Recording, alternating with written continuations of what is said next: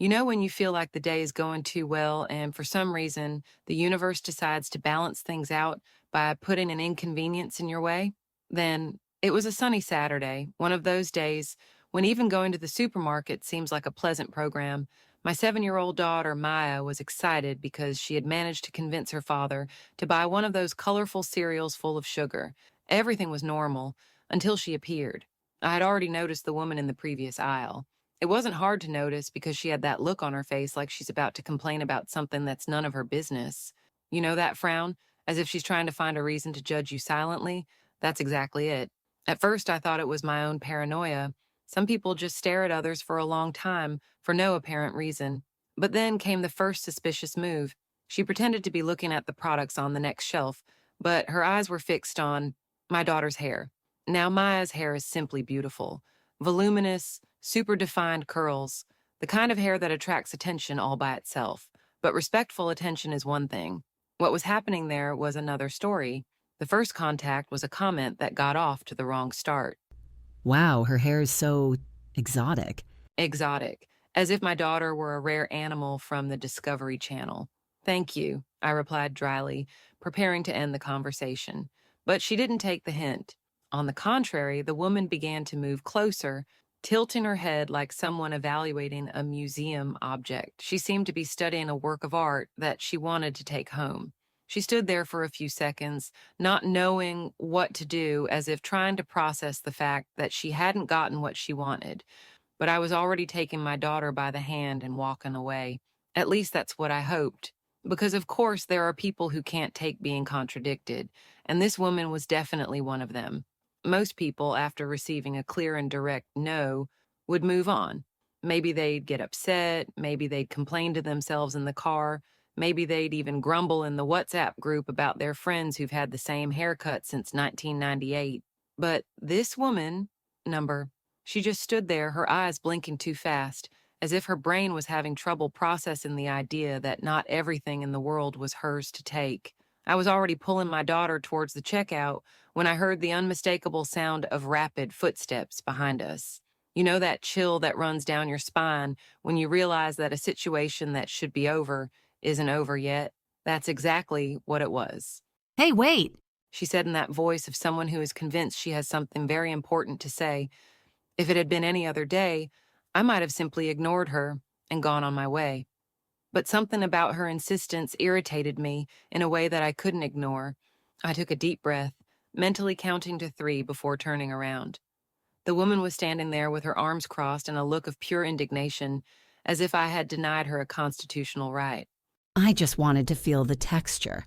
You know, and I've already said no, I replied firmly, feeling my patience dissolve faster than ice in a hot cup of coffee. She rolled her eyes, letting out an exaggerated sigh, the kind that only people who are very used to getting everything they want do.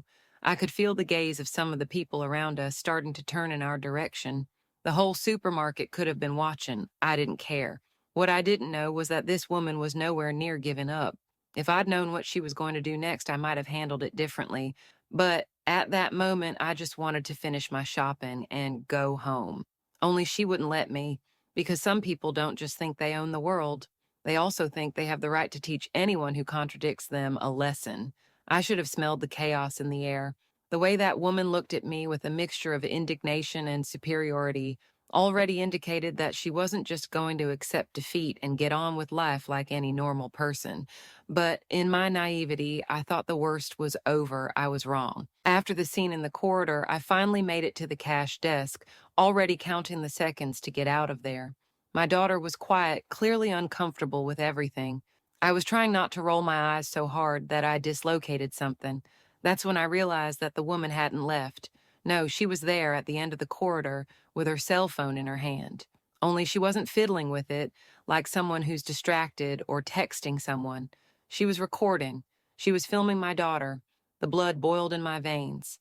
If before I was angry, now I was one step away from taking that shopping bag and using it to commit a crime. I took a deep breath because I'm a responsible adult, and I couldn't just go around throwing cleaning products in strangers' faces. What do you think you're doing? I asked, walking up to her with firm steps. The woman, without a shred of shame on her face, smiled as if I was being dramatic. I just wanted to show some friends. They've never seen hair like this either. The problem? The problem is that my daughter isn't an object, an experiment, an exotic accessory to satisfy the curiosity of inconvenient people. The problem is that this kind of thing isn't a compliment, it's an invasion. And what's worse, the woman knew it. She just didn't care. I'm not going to ask you again. Put it out. She rolled her eyes again. I think that was the only physical activity she did. With an exaggerated sigh, she showed me the screen of her cell phone and, with all the disrespect in the world, deleted the video very slowly, as if she were doing me a big favor. That's it. Happy now? I didn't even answer. I took my daughter by the hand and left, because I knew that if I stayed there for another second, I'd end up shouting something that would get me banned from the supermarket forever. I thought it was over, that the woman had finally got the message and would get on with her life. But some people don't know how to lose. Some people can't accept that the world doesn't revolve around them. And this woman, she was just getting started. I came home still boiling with rage. My daughter, poor thing, just wanted to forget what had happened and go back to being a normal child who doesn't have to deal with inconvenient adults in the market. And I wanted the same, I really did. But you know when you feel deep down that something is still wrong? Like when you're watching a horror movie and everything seems too peaceful until the monster jumps out of the shadows? Then, that was the mood. The problem was that the monster in this story didn't know how to stay in the shadows. It was about 5 in the afternoon when I heard the sound of a car pulling up in front of my house. So far, so normal.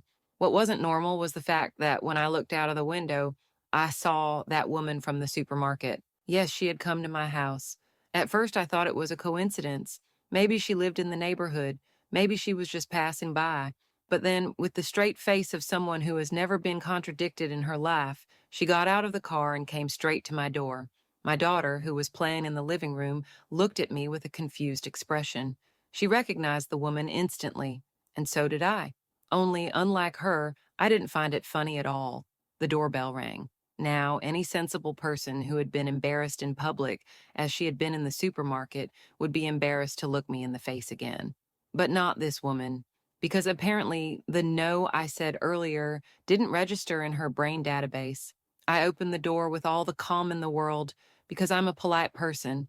She smiled, as if we were old acquaintances who'd arranged to meet for coffee and I'd forgotten. You see, I was just very impressed by your daughter's hair. I've never seen anything like it.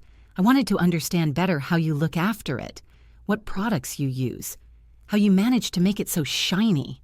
She spoke as if she were discussing the chemical composition of a rare material, as if my daughter were an object of study. That's none of your business. This time, my voice came out colder than I expected. I was no longer angry. I was scared. And what's worse, she realized. The woman tilted her head to one side and analyzed me with a look that sent a chill down my spine, as if she was trying to decipher me. The doorbell hadn't even gone cold, and I was already slamming the door in her face. But before the lock clicked, I heard it. You can't stop me forever. And then I knew it wasn't over yet. Just when you think you've seen it all, someone comes along to prove that human stupidity knows no bounds. After the supermarket scene and the unwelcome visitor on my doorstep, I was on mental alert. But even so, I underestimated this woman's level of madness. My daughter was asleep, and I was relaxing on the sofa, trying to put the day out of my mind. That's when I heard a noise outside my house. It was a soft rustling, like someone rustling in the bushes. At first, I thought it was a cat or something, but when I got up and looked out of the window, I almost dropped my heart to the floor. The woman was there, in my garden. If that wasn't scary enough, what really gave me the creeps was what she was doing. She was collecting strands of my daughter's hair. Yes, strands of hair. She was holding something small and shiny, a hairbrush, probably one that my daughter had left outside earlier, and she was picking up the strands that had gotten stuck in it, wrapping them around her finger as if she were guarding a trophy. If my patience had run out before, at that moment what ran out was any trace of calm. I rushed out the door. "What are you doing?" She froze.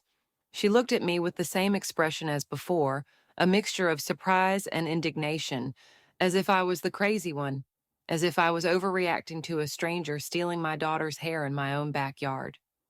"Have you gone mad?" I continued, marching towards her. "That's a crime, you lunatic." And then came the icing on the cake. She smiled as if she wasn't doing anything. Oh, I just wanted a sample. Don't you think that hair is beautiful? It's a shame it goes to waste, you know? I swear that for a second my vision blurred with anger, because now I knew for sure this woman wasn't just inconvenient, she had serious problems. Without thinking twice, I grabbed my phone and called the police. It was only then that she realized the joke was over. Her smile disappeared. Her gaze became wild, almost frightened, as if she had finally understood that this was not a game. She still stood there for a few seconds, staring at me, as if trying to decide whether to run away or keep trying to argue. But when I mentioned the police to the attendant, she took off like a rabbit. She got into her car and sped away. I don't know if she realized it, but the security camera in my house recorded everything, every second. The next morning, I went to the police station with the video. It didn't take long for them to identify the woman. She didn't exactly live in my neighborhood, but she worked in a beauty salon not far from there. And apparently, this wasn't the first time she had taken an exaggerated interest in other people's hair. A few days later, I got a call. She had been arrested for trespassing, harassment, and wrongful possession of biological material without consent. Yes, that's a real thing. And the most bizarre thing, she showed no remorse whatsoever. When the police questioned her, she said that she didn't understand what the problem was, that she just wanted to study how that type of hair worked, as if my daughter were a walk-in laboratory sample. After that episode, I installed more cameras, a higher gate, and made it very clear to my daughter that if any stranger tried to touch her hair again, to shout, "Fire!" Because apparently shouting help doesn't always get people's attention, but fire does. This story still gives me goosebumps when I remember it, not because it was a simple case of racism or cluelessness, although it was both, but because it showed how some people really don't see others as human beings. My daughter wasn't an experiment, she wasn't a doll, and I will never let anyone make her feel that way again. Regardless of the situation, have you ever experienced something like this? Have you ever had to deal with a crazy person like this? Let me know in the comments. And if you like this bizarre story, don't forget to subscribe to the channel and leave your like. Want to see more real stories like this? Click on the card and go marathon. See you in the next video.